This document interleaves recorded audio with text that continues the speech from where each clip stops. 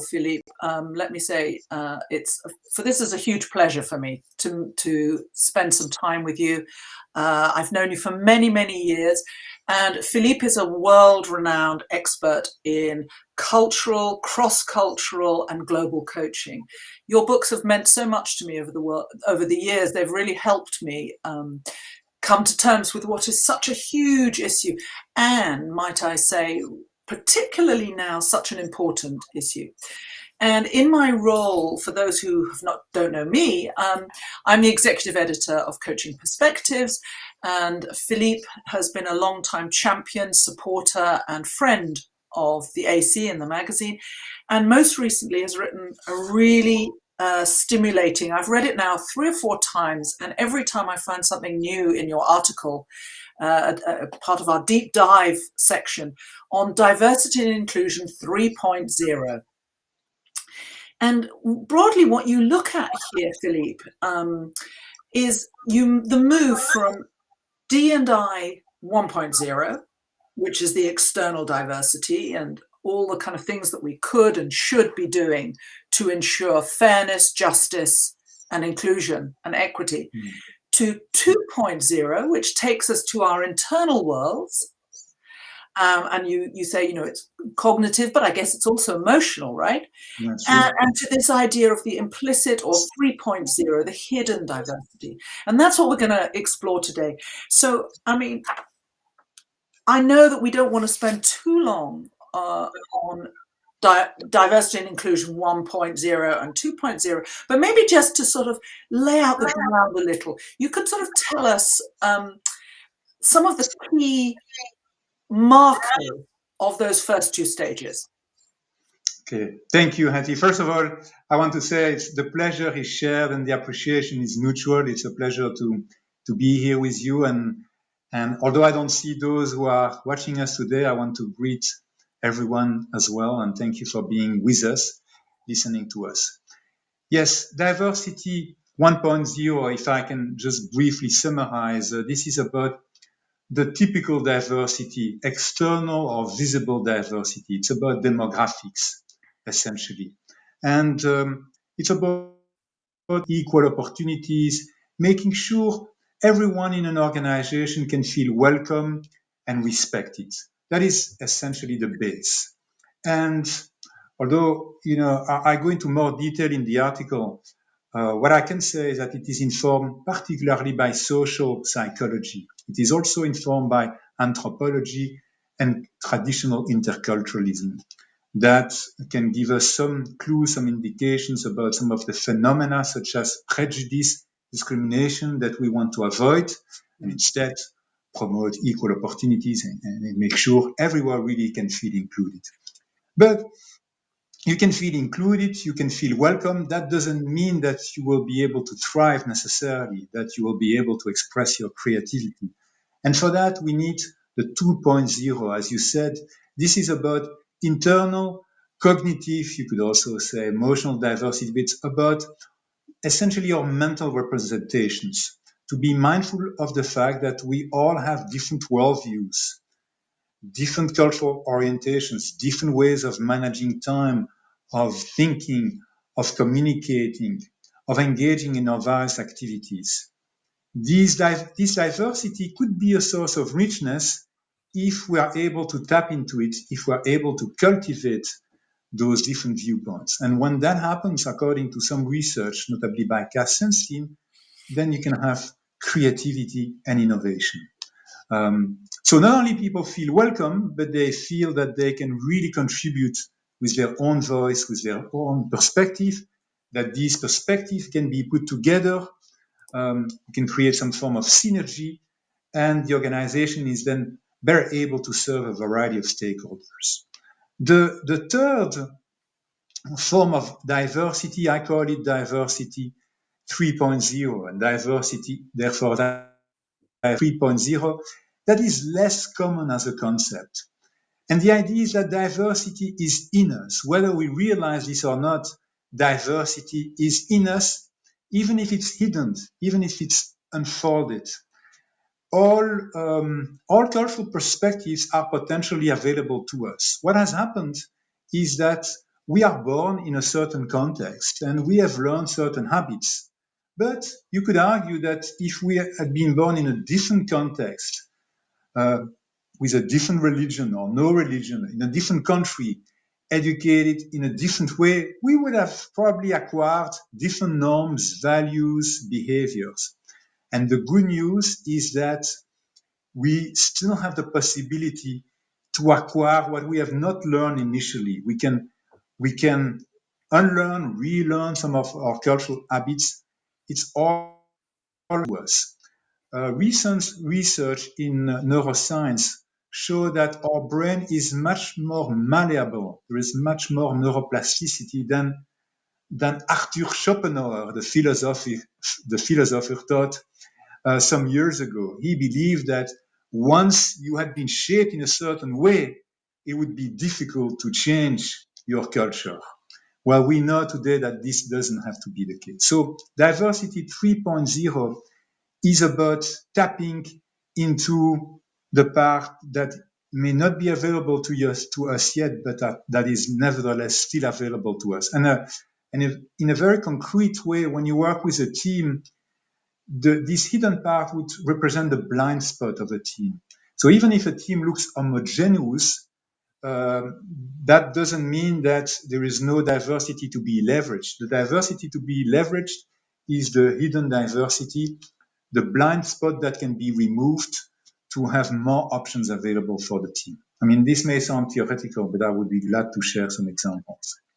Let's move on to the examples, but I want to underline, and I should have said I'm going to tease you a little bit. As a Belgian, as a French speaker, I think you are steeped in philosophy in a way that many of those who've had a more Anglo-American education are not.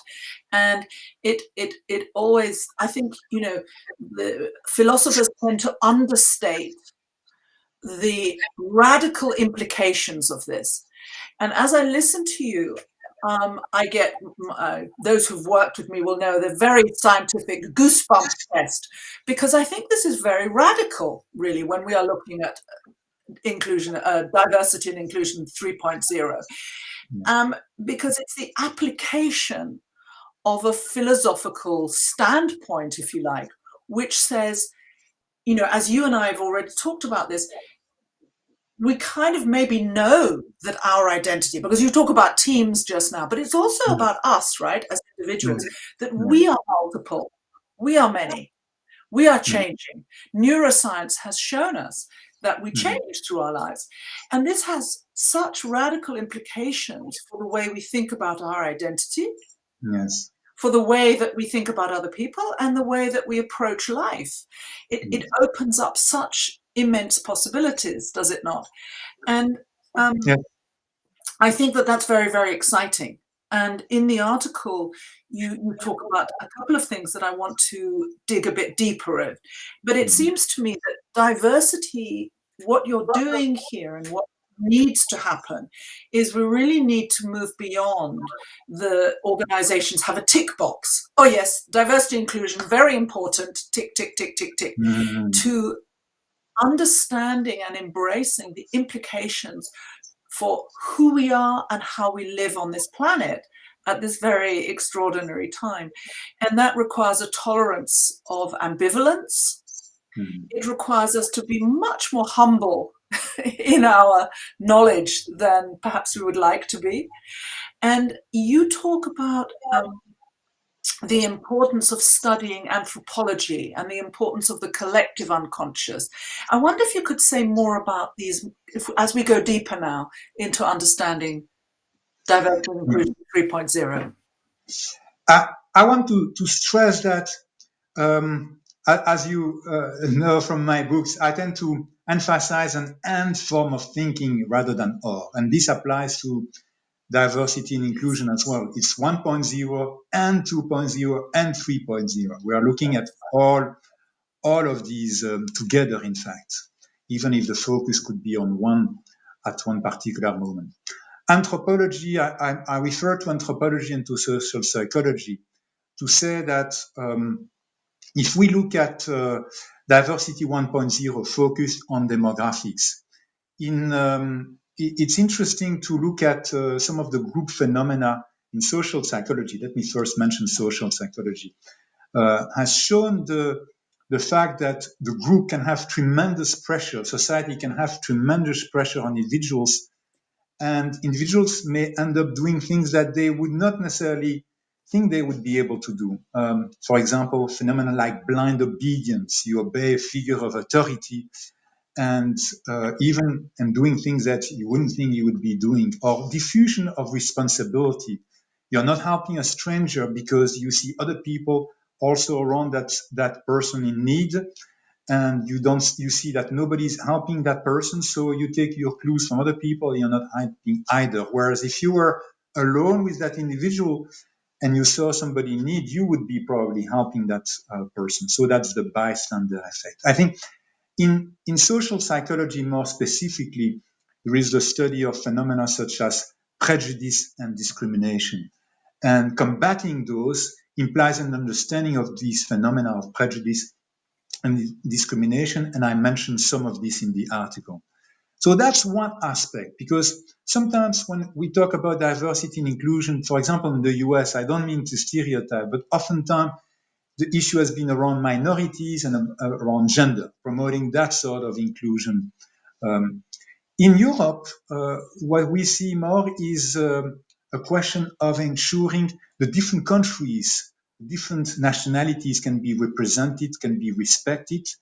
And so if we extend that to the world, understanding that different groups, different civilizations we can learn from these different groups of people, not only so that we are able to adapt to these people when we meet them, but also we can learn some pearls of wisdom from different cultures, different civilizations. And that's what anthropology teaches us. So again, we cannot be expert in all, but that idea of being curious about different groups of people, different civilizations, different ethnicities, whatever the group may be, I think can really allow us to end up being more open, more tolerant, and better able to make the most of the differences. But that's only 1.0.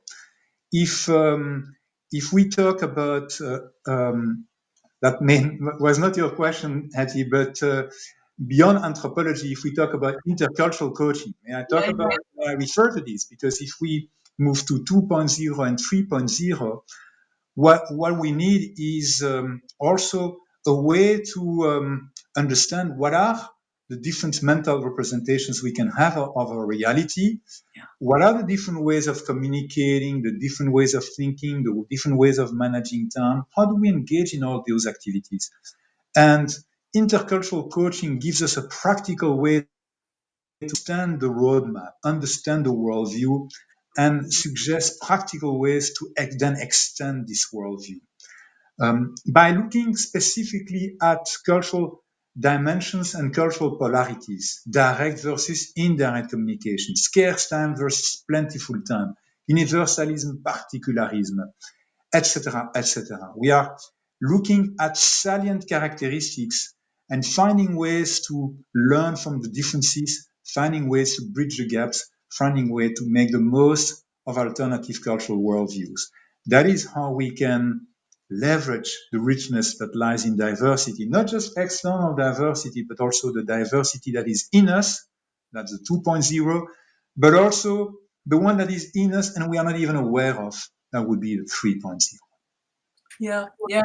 No, I love this idea, as you know, because for me it's there's all sorts of implications here, and it chimes. There's a resonance with the kind of transpersonal coaching that I write about and work with, where we look at this seeming paradox, but in fact a wonderful yin yang kind of enfoldment of being unified, but at the same time multiple. Yes. And as we get to know the different voices within us, we can access that implicit diversity that you talk about much more explicitly. We can bring it onto the stage. We can bring it into the arena, instead of getting, for example, people get stuck in a position, don't they? They get stuck of, I'm always playing the joker in my organization, or I'm always the one who questions. and Yes. who disagrees, or I'm always the one who has to take the lead. And you give a lovely example. I want to invite you to maybe talk a little bit about the case study, the people that you work with, so that we start to look at the concrete implications of when we work in this more sophisticated way, what happens in organizations. So let me share indeed the example I gave in the article. I share that same example to illustrate how it can be applied at 1.0, 2.0, and 3.0. But let me talk about 3.0. This was a senior team, international team I had the chance to work with. And the team, when it comes to hierarchy versus equality, those are two cultural orientations that are part of the model I've developed, the cultural orientation framework. They were very much equalitarian. So in that team, even though there were people from very different nationalities, people of different age, but when it came to hierarchy versus equality, they were quite homogeneous. They all preferred, almost all of them preferred equality. How did that come across? Well, in the interviews I had the chance to do before the team retreat, people told me that the team leader, by the way, was also very equalitarian. Some people said that's the best leader I've ever had. He's the opposite of a micromanager. He gives me total freedom. He was type of a sort of laissez-faire type of manager. He would leave you alone.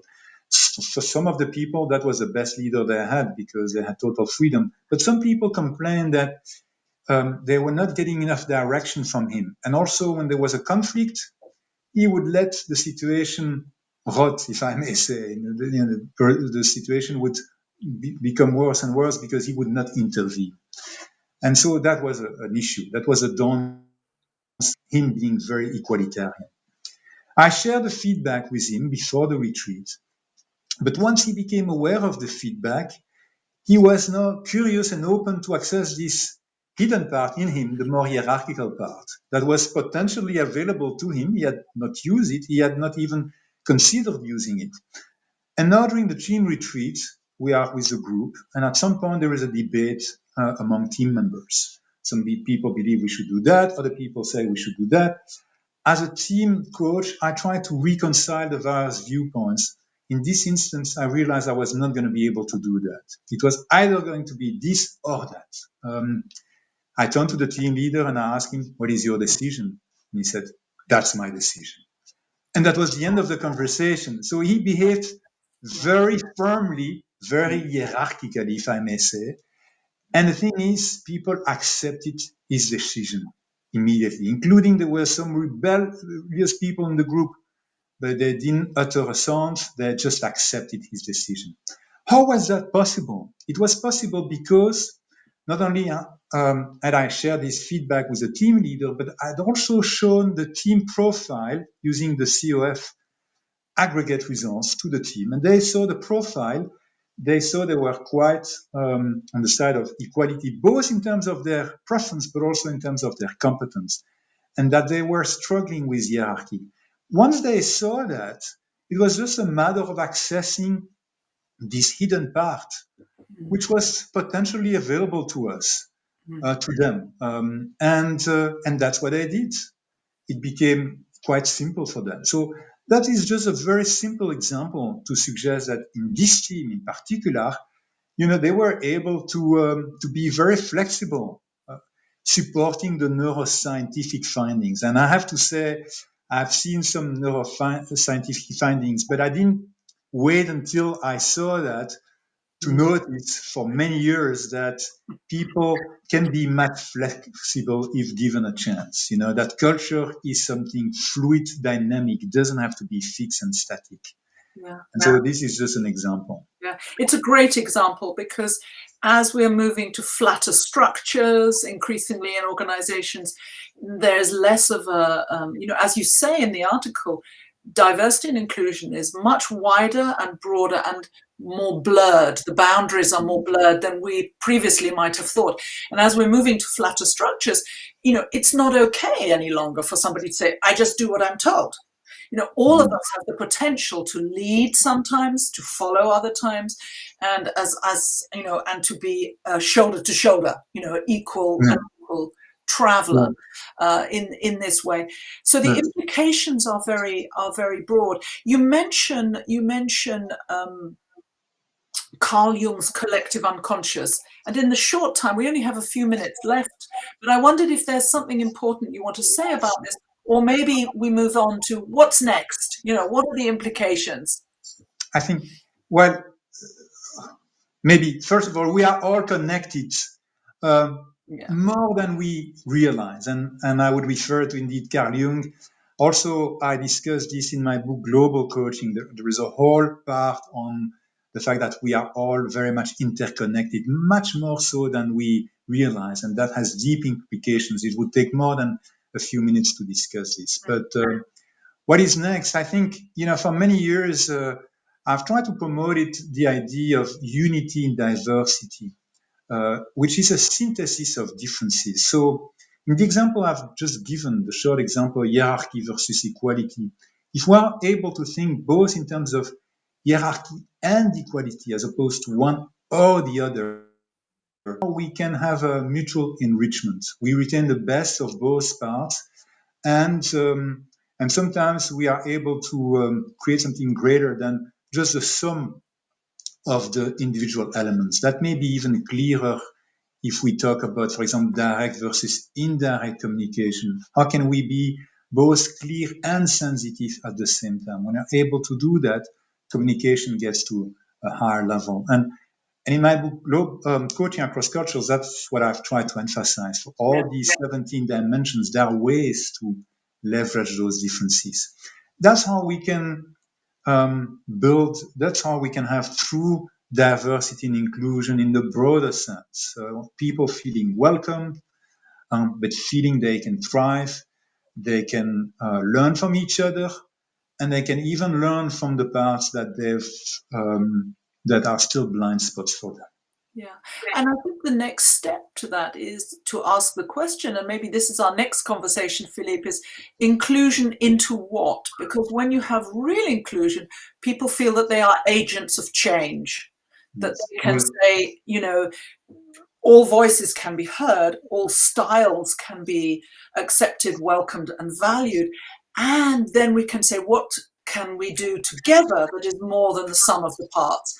What are the changes we need to make in the environment, in the context, in the organization, to allow all flowers to bloom, as it were? And this, this is the next stage, isn't it? Because many organizations haven't caught up with the kind of ideas we're discussing today. That will promote about promoting sustainable progress. From an environmental standpoint, social standpoint, economic standpoint, trying to basically help create a better world for everyone. And yes, if we can all play a small part in making that happen, but it starts with working on ourselves. Absolutely. I'm aware that we're coming to the end of our conversation. It's been such a pleasure, Philippe, to have this public conversation with you. We've talked so often, and it's lovely to share, to be able to for us both to share these ideas with a wider audience. And I look forward to the next conversation. So thank you very, very much for being with us today across the world. We can't see you, but you are welcome. And I can certainly speak for myself. Every time I talk with you, Philippe, it's so thought-provoking. So there will be more, I'm sure. Thank you. It's a pleasure to speak with you, Hetty. I really appreciate your openness, curiosity, and thank you for having this conversation. LinkedIn Live.